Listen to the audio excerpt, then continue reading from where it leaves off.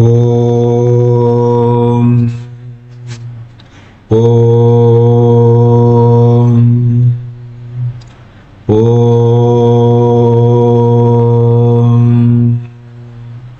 ஓம் come கணபதியே நமः. ஓம் some சரஸ்வத்யே நமः. ஓம் கும் குருभ्यो நமः. ஓம் பிரம்மா விஷ்ணு ருத்ர மகேஸ்வர சதாசிவ துர்கா லட்சுமி சரஸ்வதி சாவித்ரி ராதா தேவியே நமः. ஓம் பிரசீத விசேஸ்வரி விஸ்வப்ரசீதே பிரசீத விசேஸ்வரி வேதரூபிணி பிரசீத மாயாமி மந்திர விக்கிரகே பிரசீத சர்வேஸ்வர சர்வரூபிணி. ஓம் சாந்தி சாந்தி சாந்தி.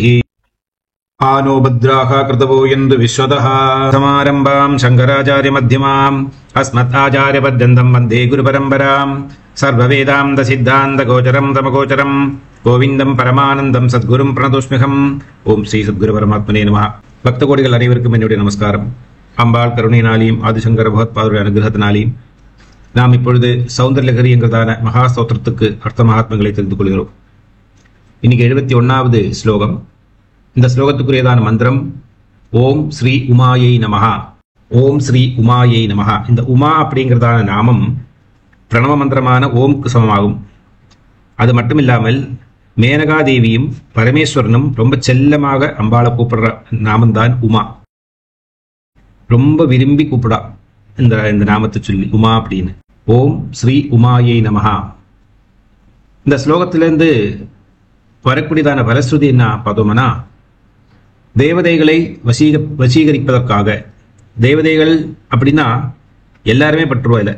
யக்ஷினி, கந்தர்வ ஸ்திரீகள், அப்சரசு, இவர்கள் எல்லாமே இவர்கள் எல்லாம் வசீகரிக்கக்கூடியதான சக்தி இந்த மந்திரத்துக்கு இருக்கு. ஒரு சாஸ்திரம் சொல்லுகிறது, இறைவனை விட அதிகம் ரொம்ப சீக்கிரமாக பிரசாதிக்கக்கூடியவர்கள் அப்சரசுகள், இந்த யக்ஷினிகள், அதுபோலவே சித்தர்கள்.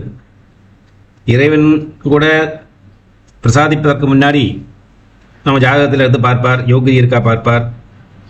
இதெல்லாம் கழிச்சு அப்புறமா தான் கையை வேணாமா வேண்டாமா தூக்குவார். சரி உட்படனா உட்பட்டுக்கிட்டு அப்படின்ட்டு. இவங்கள்லாம் அப்படி கிடையாது. இவ்வளோ ரொம்ப சிப்ர பிரசாதமாக இருக்கக்கூடியவர்கள் அப்சரசு. அப்சரசு உபாசனை ரொம்ப சிறப்பு. ஆனால் பகவானுக்கு முன்னாடி சின்ன சின்ன தப்பெல்லாம் பண்ணலாம், பகவான் மன்னிச்சு விடுவார் போடா அப்படின்ட்டு. இந்த அப்சர ஸ்திரீகள், யக்ஷினிகள் இவாட்டெல்லாம் போய் ஒரு சின்ன தப்பு பண்ணால் கூட அவங்களோட சரியான சுபாவத்தையும் உருவத்தையும் காட்டி கொடுத்துருவா. அதுதான் ஒரு பெரிய ப்ராப்ளம், மெகா டேஞ்சர். பாம்புகிட்ட விளையாடுற மாதிரி. இந்த ஸ்லோகத்தை எதை வர்ணனை செய்கிறார் பகவத்பாதர் பார்த்தோம்னா, பரமேஸ்வரி தேவியினுடைய கைவிரல் நகங்களை பற்றி தான் சொல்லுகிறார். கைவிரல் நகங்களை பற்றி லலிதா சகஸ்ரநாமத்திலையும் வியாக்கியானம் உண்டு. கராங்குலி நகோத்பன்ன நாராயண திசாகிருத்தியை நமஹா. பராசக்தி தன்னுடைய 10 விரல்களிலிருந்தும் அந்த நகத் நுனியிலிருந்து மகாவிஷ்ணுடைய தசாவதாரத்தை எடுக்க வைக்கிறார். பண்டாசுரன் பலவிதமான அஸ்திரங்களை பிரயோகம் பண்ணி அம்பாலோட இனிமே போட்டி போட்டு ஜெயிக்கிறது கொஞ்சம் கஷ்டம் அப்படின்னு அவருக்கு தோன்றது.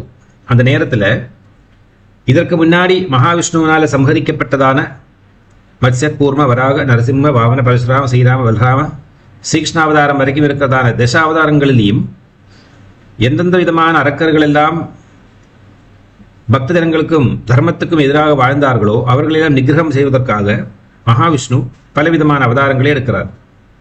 அவருக்கு எடுக்க வேண்டியதான சூழ்நிலை அவருக்கு ஒரு சாபம், பிருகு மகர்ஷியினுடைய பத்னி போட்ட சாபம். ஆனால் அவங்கெல்லாம் கன்வீனியன்ட்லி எல்லாம் மாற்றிக்கொள்வார்கள் லோக நன்மைக்காக.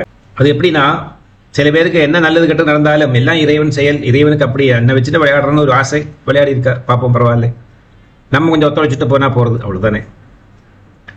சில குடும்பங்களில் தாய் தந்தை மக்களோட பயங்கரமான பேச்சுவார்த்தைகள், அடிபடிகள்லாம் நடக்கும். அப்பெல்லாம் இந்த குழந்தைகள் எல்லாம் வாங்கிப்பா, தாய் தந்தை என்ன திட்டினாலும் அதெல்லாம் அவர்களுக்கு பிரசாத மாட்டமா வானத்திலிருந்து தேவர்கள் பூமழை பொழிவது போல நல்ல சத்புத்திராதிகளான அதை வாங்கிக் கொள்வார்கள். சத்புத்திரர்கள் இல்லை அப்படி என்றால் திருப்பி கிடைக்கும். அம்மா அப்பான்னு கூட பார்க்காம பையங்கிறவா கூட இருக்கா இந்த காலத்தில். அந்த காலத்தையும் இருந்தால் அது பலவிதமான சாபங்களுக்கு காரணமாகி அந்த ஜென்மாக்கள்லாம் இந்த கலியுகம் முடிகிற வரைக்கும் அந்த பாவத்தை அனுபவிக்க வேண்டியிருக்கு. இப்படியெல்லாம் சாஸ்திரங்களை விதி சொல்றது. அதுபோலவே சித்தர்களும் வேகம் அருள் செய்வார்கள். 1-2 சின்ன டெஸ்ட் போடுவா. சித்தர்கள் என்ன பார்க்குறவங்களுக்கு தைரியம் இருக்கான்னு பார்க்குறதா அவளுடைய பொறுப்பு. உண்மையான நம்பிக்கை இருக்காது 2வது பொறுப்பு. இதுன்னு பார்த்தா அவள் வேகமாக மந்திரோபதேசத்தை கொடுத்து சன்மார்க்கத்தை காட்டி கொடுத்துருவா. இந்த ஜீவனுக்கு என்ன தேவையோ அதை கொடுத்துருவா. வரப்போகிறதான 100-150 ஜென்மாக்களில் என்னெல்லாம் அனுபவிக்கிறதுக்கு இந்த ஜீவாத்மா அப்படிங்கிறது கண்ணை மூடி ஒரே ஒரு செகண்ட் தியானத்தில் கண்டுபிடிச்சிடுவா. அதனால் அதையெல்லாம் தவிர்ப்பதற்காக அதுக்கேற்ற மாதிரி ஒரு அனுகிரகத்தை கொடுத்து அந்த ஜீவாத்மா வந்து கரகத்தி விடுவார். இது சித்தர்களுடைய வழக்கம். இந்த மாதிரி பல தேவதைகளும் இந்த மனிதர்களுக்கு மட்டுமில்லை, விலங்குகளுக்கு கூட சில நேரம் அனுகிரகம் பண்ற வழக்கம் உண்டு. அப்போ தேவதைகளை வந்து வசீகரணம் பண்றதுக்கும் அவர்களுடைய அனுகிரகத்தை பெற்றுக்கொள்வதற்கும் இந்த ஸ்லோகம் ஜபம் செய்து மந்திர சித்தி வருமானால் அவர்களுக்கு அந்த சாமர்த்தியம் கிடைக்கிறது அர்த்தம். பிக்க வேண்டியதான வழிமுறை காலை நேரம் கிழக்கு அல்லது வடக்கு முகமாக அமர்ந்து 45 நாட்கள் தினந்தோறும் 12,000 தரம் இந்த ஸ்லோகத்தை ஜபம் செய்து சித்தி வர்த்திக்க வேண்டும். அப்படியானால் யக்ஷினி போன்றதான தேவதைகளை வசீகரிக்க முடியும். ஒரு நிபந்தனை சொல்லுகிறது, இந்த மந்திரம் ஜபிக்க வேண்டியதான இடம் என்பது வந்து ஆலமரடியின் கீழே உட்கார்ந்து அல்லது ஆலமரத்துக்கு மேல உட்கார்ந்து இந்த மந்திரத்தை ஜபம் செய்ய வேண்டும். ஏன்னா யக்ஷினிகளை வந்து வசீகரம் பண்ற நேரத்துல அவ பூமியில் இருக்கிறவன் ஒருத்த கூப்பிடுறான்னா அவ அந்த பூமியில் இருக்கிற அந்த மேக்னெட்டிக் பவர் இருக்குல்வா, அதை பயந்துட்டு வராம மேலேயே அப்படி ஃப்ளோட் பண்ணிட்டு இருப்பா. அதனால மேலே ஏறி உட்காந்துட்டா ரொம்ப ஈஸியா கான்டாக்டிபிலிட்டி வந்துடும். அது ஒரு காரணம். 2 அரசு மரத்துக்கு கீழே அரசு மரத்தோடு சேர்ந்து எல்லாம் உட்கார்ந்தா நம்ம ஜபம் பண்றதுடைய சக்தி ரொம்ப 1000 மடங்கு பெருசாயிடும். அதனால மற்ற ஸ்லோகங்கள்லாம் 45,000 தடவை எல்லாம் ஜபிக்கணும்னு சொல்லி போட்டிருப்பா. இந்த ஒரு ஸ்லோகத்துக்கு 12,000 ஜபிச்சா கூட போறோம் அப்படின்ட்டு இருக்காரு. 12,000 ஜபிச்சாலே அவங்களுக்கு வந்து பிரத்யட்சமாக வந்து நம்மளுடைய கோரிக்கைகளை வந்து நிறைவேற்றி கொடுக்கக்கூடியதான ஒரு மனப்பான்மை இந்த யக்ஷினிகளுக்கு வந்து விடும் அப்படின்னு சாஸ்திரம். நிவேத்தியம் தேன் மது, இது குறிதான ஒரு சக்கரம், ரொம்ப சுவாரஸ்யமான சக்கரம். ஒரு விற்த்தாகாரம், ஒரு விருத்தம் வரைச்சு அதுக்குள்ள பஞ்ச கோணங்கள் 5 திரிகோணம் வரக்கூடியதான ஒரு ஸ்டார், ஒரு நட்சத்திரத்தை போட வேண்டும். அதுக்கு நடுவே இருக்கிறதான பாகத்துல கிளீம் அப்படிங்கிறதான பீஜாட்சர மந்திரம். அவுட்டர்ல, அதாவது இந்த திரிகோணங்களுக்கு பக்கத்தில் இருக்கக்கூடியதான கோணம் இருக்கே அதுல எல்லாம் வந்து கிளீம் கிளீம் கிளீம் கிளீம் கிளீம் அப்படிங்கிறதான பீஜாட்சர மந்திரம். இந்த திரிகோணங்களுக்குள்ள, பஞ்ச திரிகோணங்களுக்குள்ள ஸ்ரீம் ஸ்ரீம் ஸ்ரீம் ஸ்ரீம் அப்படிங்கிறதான பீஜாட்சர மந்திரத்தை எழுதி இந்த பத்மம் வரைச்சு இதுக்கு மேல விளக்கேற்றி வைத்து தியான யோகாதிகள் பூஜையெல்லாம் பண்ணி, பஞ்சோபச்சார பூஜையெல்லாம் பண்ணி அம்பாளுடைய திருப்தி வாங்கிக்கிறதுக்காக அதன் பிறகு மரத்தடியில போய் உட்காந்து ஜபம் பண்ணிக்கலாம். இல்லை மரத்துக்கு மேலே ஏறி உட்காந்து ஜபம் பண்ணலாம். சாதாரண வந்து அரசை வந்து காலால மிதிக்கிறது தப்பு அப்படிங்கிறது சாஸ்திர விதி. அதனால எல்லாரும் அந்த அரசை வந்து தொட்டு நமஸ்காரத்தை செய்வார்களே தவிர அது மேலே ஏற மாட்டான். நாங்கள்லாம் கூட சின்ன வயசுல நம்ம அரசு மரத்தில் ஏறுவோம். அதுல ஏறி குதிக்கிறது இந்த குளத்துல, இல்லை அதுக்கு மேலே ஏறி உட்காந்து வேடிக்கை பார்க்கறது, இப்படிலாம் பண்ற நேரத்தில் கூட நாங்கள்லாம் வந்து அந்த அரசு ஆழ்மரத்துக்கு கீழே உட்காந்துட்டு அந்த மரத்தை அப்படி கட்டி பிடிச்சிட்டு அதில் உமா கொடுத்து நாங்கள் காலால் மிதிக்க போறேன், தப்பா நினச்சிக்காதே, ஒன்றும் உத்தரவு பண்ணாதே அப்படின்னு அரசராஜா அப்படின்னு சொல்லி இதெல்லாம் போட்டதுக்கு அப்புறமா தான் மரத்து மேலே ஏறுவோம் வீடுறது பழக்கம். ஏன்னா அரசுல எப்பவுமே இந்த வேப்பலை மரம் ஒட்டின்னு இருக்கும். அது சிவபார்வதிக்கு சமம் அப்படின்னு தான் சாஸ்திரம். மாதர்ஹத்யா பாவத்துக்கு பிரம்மஹத்யா பாவத்துக்கு பிரதிவிதி எப்படின்னா அரசை நடுகிறது தான், அரசை நட்டு வளர்த்தணும், அப்பதான் மாதர்ஹத்யா பாவம் போகும். அது 7 இடங்கள்ல வளர்க்கணும் அப்படிங்கிறது ஒன்னல்ல, 7 மரம் நட வேண்டும். அப்படியானா மாதர்ஹத்யா பாவம் போகும். எப்பவுமே இந்த அரசுக்கு கீழே வந்து கணபதியோட விக்கிரகம் இல்லை நாகரோட விக்கிரகம் இருக்கும். பிரதிஷ்டை பண்ணி பூஜை பண்றது ரொம்ப விசேஷம். இப்படி எல்லாம் சொல்றது சாஸ்திர விதி. பகவத் பாதர் அம்பாளுக்கு முன்னாடி சாஷ்டாங்க நமஸ்காரத்தை செஞ்சு பராசக்தியுடைய திருமுகத்தை உற்று பார்க்கிறார். வரிசையாக அந்த அலங்காரங்களையும் இயற்கையாகவே இருக்கக்கூடியதான ஒரு ட்ரெஸ்ஸிங் மேக்கப் பொதுவும் கிடையாது பராசக்திக்கு. அது இல்லாமலே இயற்கையாகவே அவ்வளவு அட்ராக்டிவான ஒரு உடம்பு அம்பாளுக்கு இருக்கு. பிகாஸ் திவ்ய சரீரம் என்று பெயர்.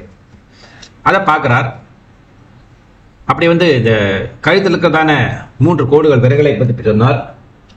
அதுக்கப்புறம் அம்பாளுடைய கரங்கள் எப்படி இருக்கு சொன்னார். தாமரைகள் போல, தாமரை தண்டு போல இருக்கு அம்பாளுடைய கரங்கள். சதுர்பாகு சமன்விதாயே நமகா, 4 சமமாக இருக்கக்கூடியதான சதுர்பாகுக்கள், 4 கரங்கள். தாமரைகள் போல வளைந்திருக்கக்கூடியதான கைகள், அதற்கு மேலே 5 விரல்கள். முன்னாடி ஸ்லோகத்துல நாம் அம்பாவுடைய கை எப்படி இருந்தது அப்படிங்கிறதெல்லாம் கவனமாக கத்துட்டோம். இந்த கரங்களுடைய நகங்கள் வழியாகத்தான் மகாவிஷ்ணு திரும்பவும் தசாவதாரம் எடுத்து பண்டாசுரனுடைய யுத்தத்துல விஷ்ணு பகவானை கொண்டே அந்த தசாவதாரம் பண்ணின அரக்கர்கள் எல்லாம் கொண்டொடுக்கி விட்டார். அப்படியும் அம்பாளுடைய இந்த கரங்கள் உபயோகமாக இருந்திருக்கு. இந்த விரல்களை எல்லாம் பார்க்கிறார் பகவத்பாதர், நினைச்சு பார்க்கிறார். நான் திடுதிருப்பி சொல்லிவிட்டேன், அம்பாவுடைய கரங்கள் தாமரை தண்டாட்டமா இருக்கு, மேல தாமரையா விடர்ந்திருக்கிற மாதிரி இருக்கு அம்பாவுடைய கரங்கள்னு. ஆனா அம்பாளுடைய கரங்கள்ல இருக்கக்கூடியதான அந்த இரத்த வர்ணம், இதை எதோட கம்பேர் பண்ண முடியும்? எதாலையும் முடியாது. அம்பாவுடைய உதட எப்படி கம்பேர் பண்ண முடியும் அப்படின்னு ரொம்ப கஷ்டப்பட்டார். அப்புறமா இந்த கோவை பழத்தினுடைய வர்ணத்தோட கொஞ்சம் மேட்சிங்கா இருக்கு அப்படிங்கிற மாதிரி ஒரு கன்க்ளூஷன் வந்தார். ஏதோ ஒரு அறகுற சம்மதத்தோட ஓகே அப்படின்ட்டார், அவ்வளவுதான். இங்க அது போலவே பகவத்பாதர் அம்பாவுடைய இந்த கரங்கள் இவ்வளவு சிவப்பா இருக்கே, இந்த உள்ளம் கை, இதை நான் எதோட கம்பேர் பண்ணி பார்க்கறது? உலகத்துல எந்த ஒரு பொருளையும் இதோட சேர்த்து கம்பேர் பண்ண முடியாதே அப்படின்னு வருத்தப்படுறார். கடைசியில அம்பாட்ட கேட்கிறார், அம்மா நீயே எனக்கு உதவு பண்ணு, நீயே என்ன ஹெல்ப் பண்ணு, எப்படி எனக்கு இந்த ஸ்லோகத்தை பூர்த்தி பண்றது அப்படின்னு. நீதான் என்னுடைய இதய பத்மத்தில் உட்காந்து எல்லாம் எனக்கு சொல்லித்தரைய, என்ன செய்ய வைக்கிறதுன்னு எல்லாமே உன்னுடைய அனுகிரகத்தினால நடக்கிறது நான் பூர்ணமாக உணர்ந்தவன். பாஸ்கர் ராயருக்கு லலிதாம்பிகா பக்ஷி ரூபத்துல உட்காந்து சொல்லி கொடுத்துட்டு இருந்தா காதுல. இங்க பகவத்பாதர் சொல்றார், என்னையே ஆட்டி படைப்பதும் என் வாய் வழியாக எந்த திருநாமம் வெளியே வர வேண்டும் என்பதையும் எல்லாத்தையுமே நீதான் பண்றாய், நீதான் நான் பண்ணித்தரேன், உன்னை ஹெல்ப் பண்றேன் சங்கரவா அப்படின்னு கூட்டிட்டு இருக்கேன். அந்த நம்பிக்கையும் எனக்கு இருக்கு, அந்த அனுபவம் எனக்கு இருக்கு அப்படிங்கிறார்.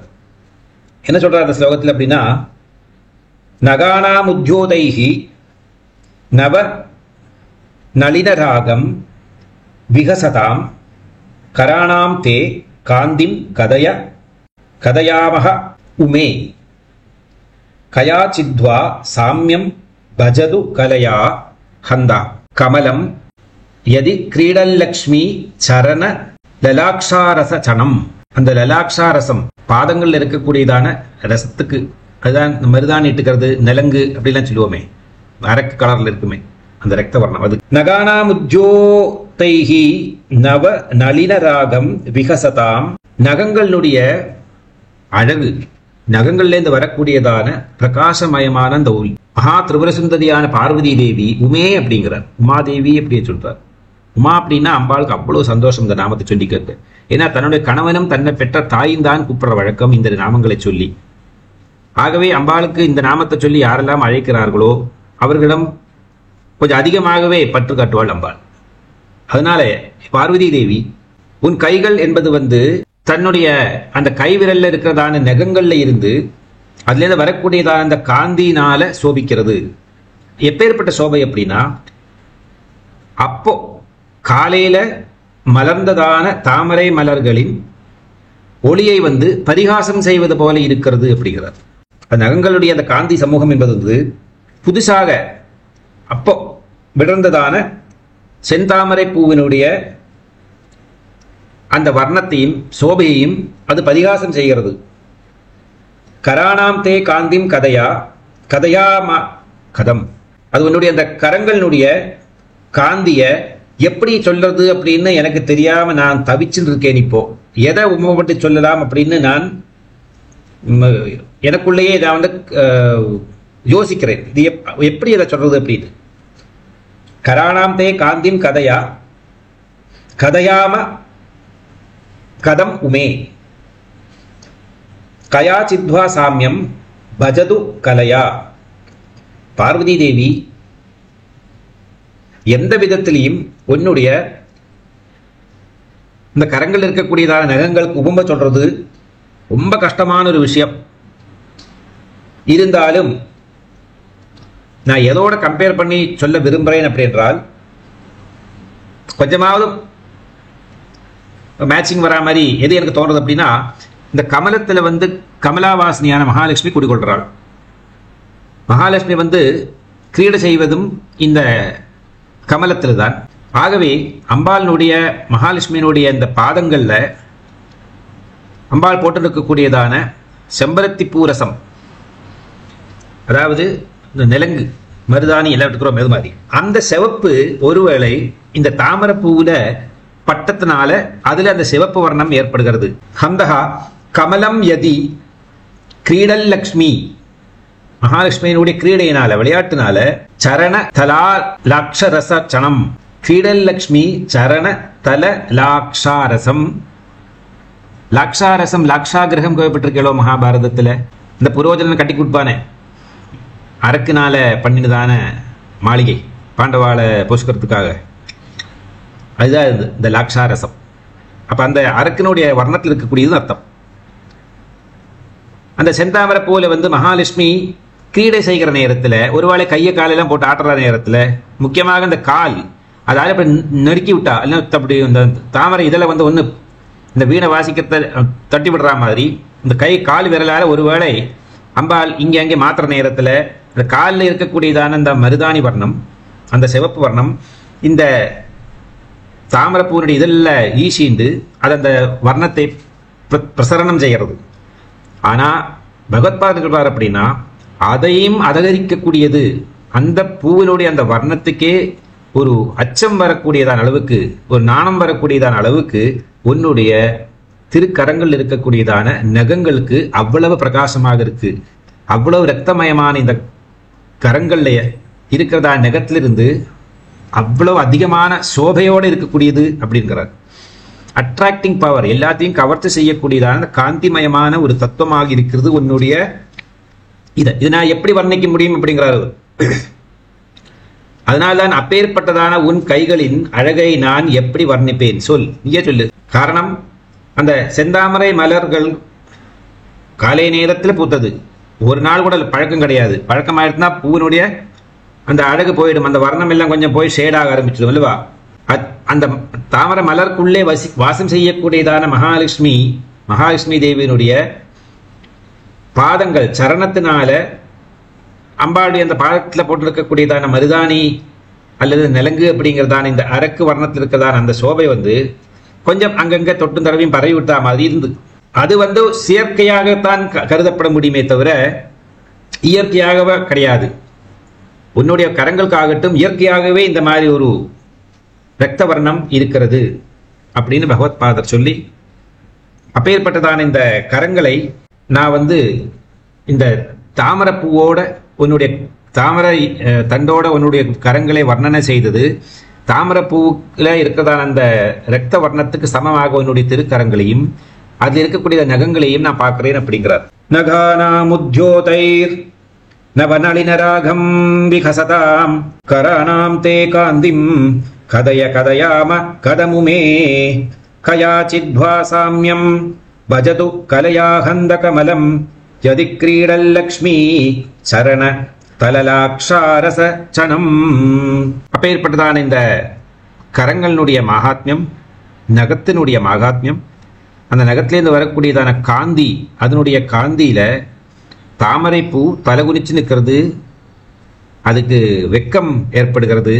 அம்பாளுடைய அந்த கை விரல்களுக்கு இவ்வளவு அழகும் இவ்வளவு மிருதுலவும் இவ்வளவு இரத்த வர்ணமும் இருக்கிறதான அந்த கைவிரலுக்கு நுனியில நகங்கள் பிரகாசிதமாக இருக்கு அப்படின்னு பகவத்பாதர் அதை பார்த்து அதிசயப்பட்டு, அம்பாளுக்கு உபமையாக எதையுமே உலகத்தில் சொல்ல முடியாது, இருந்தாலும் ஒரு கவி அப்படிங்கிறதான அந்த ரெஸ்பான்சிபிலிட்டி பேசிஸில் இந்த ஸ்லோகத்தை எழுதுறேன் அப்படிங்கிறதான ஒரு தலைப்பில் ஏதாவது உன்னோட கம்பேர் பண்ணினா தான் பக்த ஜனங்கள் நாளைக்கு வருங்காலத்தில் உன்னை தியானம் செய்கிற நேரத்தில் அந்த அழகை அவங்களால ரசிக்க முடியும். இறைவனை நாம் ரசிக்க வேண்டும்.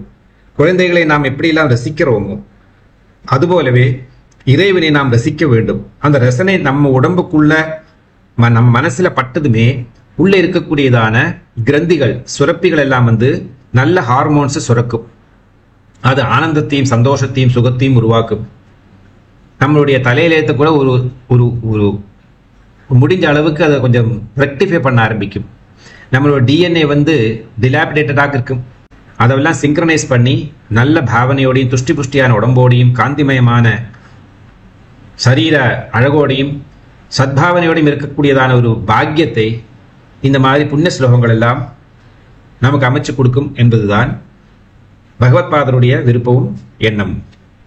அதனால்தான் இந்த ஸ்லோகத்தில் பகவத்பாதர் போன ஸ்லோகத்தில் தாமரையினுடைய தண்டாட்டமாக இருக்கு கரங்கள் என்றும், அதற்கு மேலே தாமரை இப்போ பூத்து நிற்கிறது போல அம்பாளுடைய அந்த கரங்கள் இருக்கிறதாகவும், அந்த இரத்த வர்ணத்தில் முங்கி இருக்கக்கூடியதான விரல்கள் அங்குலியங்கள், அதற்கு நுனியில் இருக்கிறதான நகங்கள்லேருந்து இவ்வளவு பெரிய பிரகாசம் உற்பத்தி ஆகிறது. இதே மாதிரி பராசக்தியினுடைய பாதங்கள் இருக்கிறதான பதாங்குலியத்திலிருந்து வரக்கூடியதான சோபையினால ஜீவராசிகளுடைய தமோ குணத்தையும் விலக்கி விடுகிறது அப்படின்னு லலிதா சஹஸ்ரநாமத்தை சொல்லியிருக்கு. நகதீதிதி சம்சன்ன நமஜ்ஜன தமோ குணாயை நமஹா அப்படிங்கிறதான புண்ணிய நாமத்துல இங்க கரங்களுடைய நகங்களை பத்தி வர்ணிச்சார்.